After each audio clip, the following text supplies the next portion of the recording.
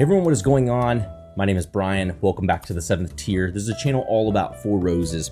And I just got back from Wisconsin this past weekend. I went up to do a Driftless Glen pick with some friends. And those friends left me with some Four Roses samples that I figured to come back to and put together in a little side-by-side. So thank you, Eric and Ricky, both for leaving me with two different OESK recipes. We've got Ray's Wine and Spirits. It's a 10-year, 2-month OESK, 57%. This is KW-33-3E. And then we've got an Elliott Select. It looks like, not Elliott's Select, but a gift shop release, 10-year, 10-month, 53.8% KW-33-1I. So this is another one where we're looking at the same OESK recipe, or the same recipe rather, and we are looking at picks that are 8 months apart from one another. One's on the 3rd tier and the other one is on the 1st. So again, those things don't exactly matter. All single barrels anyway, so they're gonna have some variance in flavor. But for the sake of kind of cataloging these things here, I figured we'll go ahead, taste them, and describe them side by side. Let's go ahead and start first with this 1I from the gift shop. This 1I, nothing super crazy about the color on this one. Kind of like some others we've seen, that kind of golden color there. The nose, it's sugary, it's sweet. It doesn't seem like it gets a lot of oak influence necessarily, but maybe some vanilla, a little bit of red fruit, maybe some like baked bread in some sort of way, and then a touch of spice. It's overall pretty balanced. Let's see if you can see some of the legs on that glass a little bit. Now let's quickly go to the nose on this 3E. It's definitely more intense. Let's see the color here. Pretty similar. It's darker, but not necessarily hugely darker. See some of these legs here while we talk about the nose. Definitely more intense flavor, more caramely. It's deeper, richer caramels. A little bit of fruit still, some of that kind of confectioner's sugar. Maybe a little bit more leather note to this one here. But overall, a little bit more saturated, a little bit more full nose to this 3E. Going back to the eye, 1I, yep, it's just softer, not a lot of that tobacco, just kind of a little touch of fruit, touch of sugar. It's like sugar water. Let's go ahead and jump here with the palate. Cheers.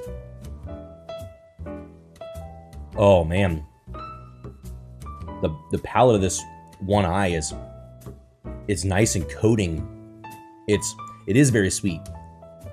It is sweet. It's creamy. It's got a lot of sugar notes, a pop of citrus. It has maybe a touch herbal. It's that baking spice I think I'm telling that's coming in. And it's nice because the baking spice comes in just enough to make sure it doesn't come off overly sugary.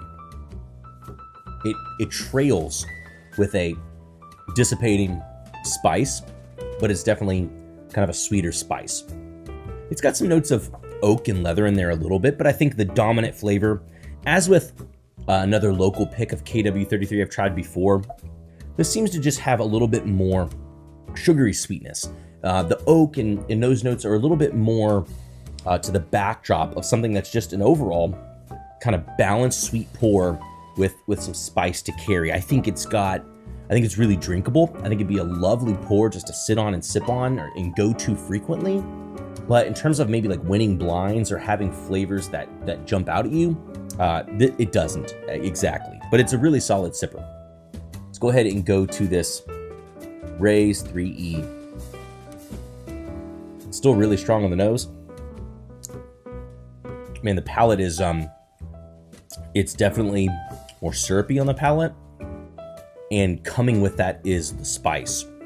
It's a lot richer and a lot more spice most immediately. So it transitions immediately from that kind of sweetness directly into spice. So it doesn't sit around as like sugar water like the other one could perceivably be.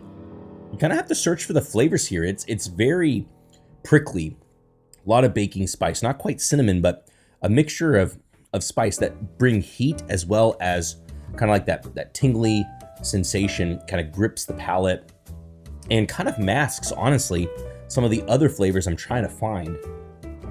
Maybe a darker caramel mixed with like a slightly deeper, darker fruit. Maybe it has a little bit of that herbal touch to it, like you notice in other Roses products. So slightly herbal, darker fruit notes. Fruit's definitely not the focus of this one. It's an overcooked caramel, it's chocolate, and then it turns to maybe some of the leather and oak notes as well, but they're underneath a layer of spice that comes in pretty prominently, and it lingers for quite a long time. Still kind of prickles around the sides of the mouth. Still has some touches of sugar, but not at all in the ways like this 1I has.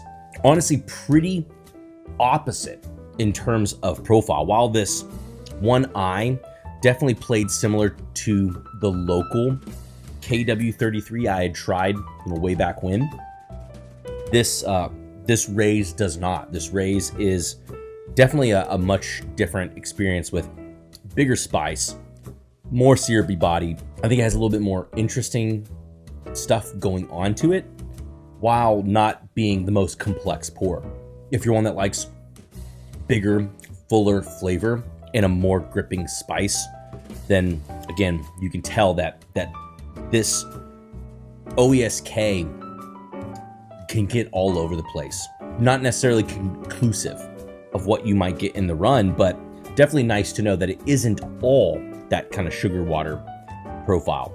Two very enjoyable pours. Guys, thanks so much, Ricky and Eric, for letting me try these samples. Once again, I'm super thankful for you guys, and had a lot of fun with you all on the pick. Look forward to doing that again in the near future. You all let me know if you've tried any OESK recipes, specifically if you've tried any of these KW-33s. Leave me some information down below of what you all have thought about them, maybe what some of your favorite barrels are, or maybe some recipes that you're looking forward to trying in the future. If there's other things you all want to hear me talk about, send me an email, the7thtier@gmail.com. I look forward to hearing from you all there. Make sure to go down and hit a thumbs up, subscribe to the channel if you haven't. Let me know if you're enjoying the content that you're getting here on the channel so I can continue to provide things you are interested in hearing on future videos here on the channel. Until next time, everybody, we'll see you all later.